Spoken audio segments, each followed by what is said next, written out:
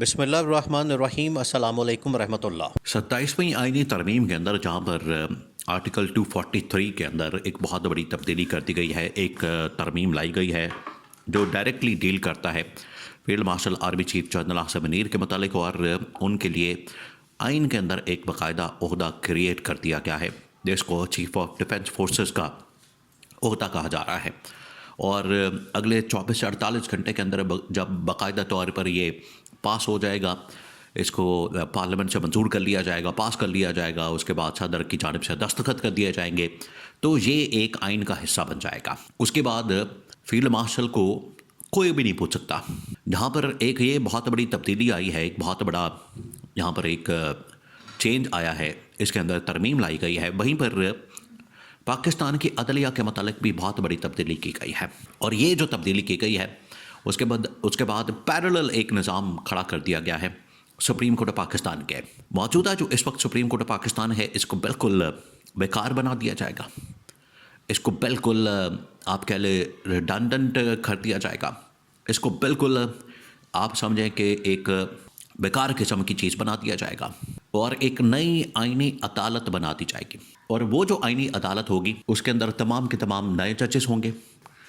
اس کے اندر تمام کی تمام نئی تعیناتیاں ہوں گی۔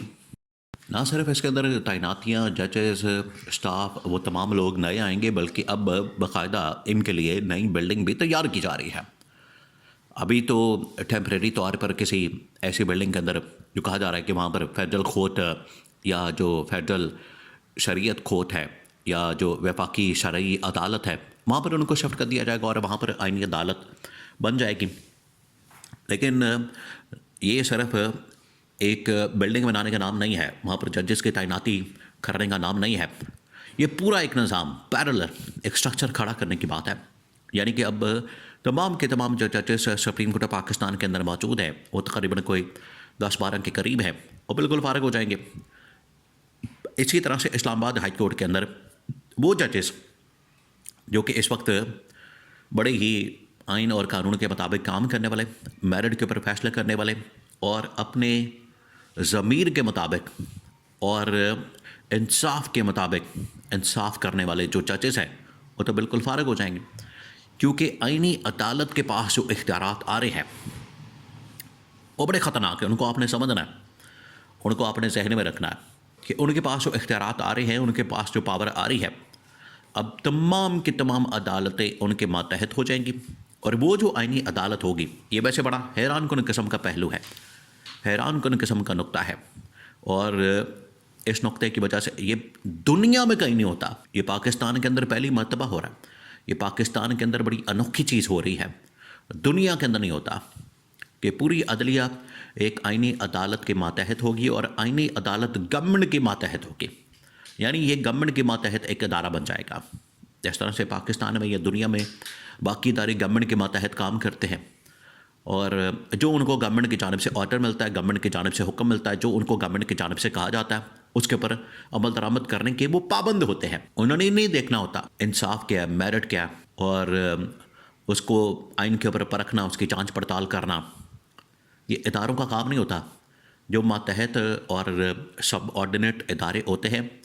وہ حکم کے مطابق چلتے ہیں۔ بالکل اسی طریقے سے یہاں پر یہ جو ادارہ قائم کر دیا گیا آئینی عدالت کا،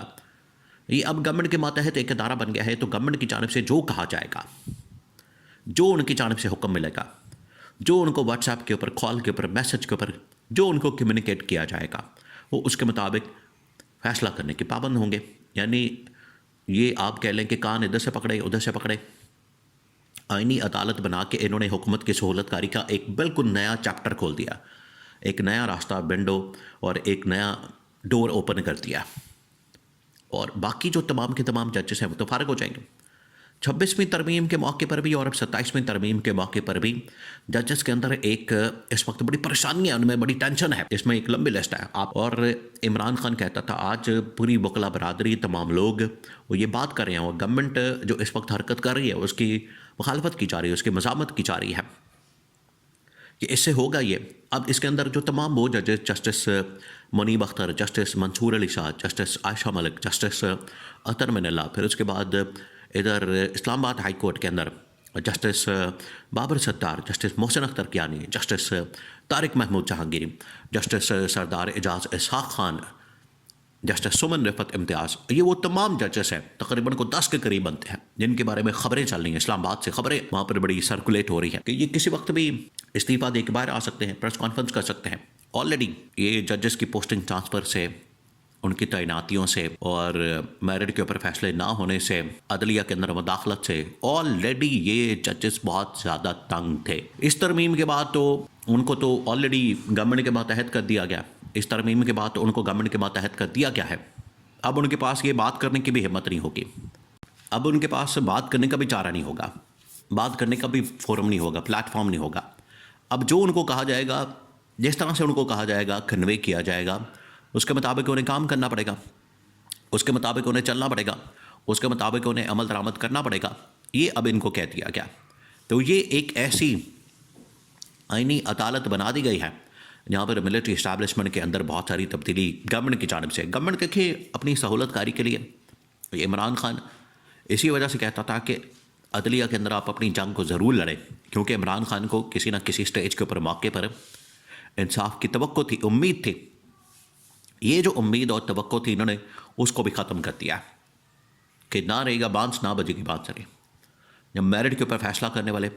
ججز نہیں ہوں گے، عدلیہ نہیں ہوگی، انصاف نہیں ہوگا، گورنمنٹ کی سہولت کاری ہوگی اور گورنمنٹ جو کہے گی اس کے مطابق کام ہوگا، تو پھر کس قسم کا انصاف، کس قسم کا میرٹ،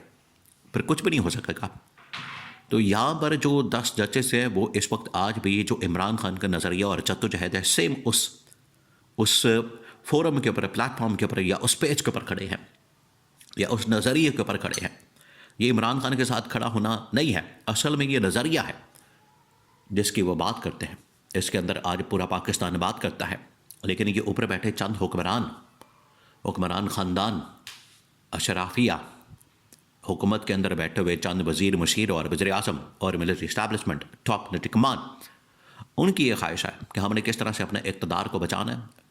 اس کو طول دینا، اس کو طوالت دینی ہے، اس کو پائیدار کرنا ہے، مضبوط کرنا ہے، اس کو لمبا کرنا ہے، اس کو ہم نے کھینچنا ہے۔ یہ اس مقصد کے لیے ترمیم کی جا رہی ہے جس کو کوئی بھی عام آدمی، 25 کروڑ عوام ماننے کے لیے تیار نہیں ہے، اور جس کی لیڈرشپ، جس کی کمانڈ عمران خان کے پاس ہے۔ اور اگر یہ ججز باہر آتے ہیں تو اس کی وجہ سے پاکستان میں ایک عدلیہ بحالی تحریک شروع ہو سکتی ہے، جو کہ پاکستان میں ایک بہت بڑا ٹرننگ پوائنٹ 2007-8 کے بعد عدلیہ کی آزادی کا ٹرننگ پوائنٹ ثابت ہو سکتا ہے۔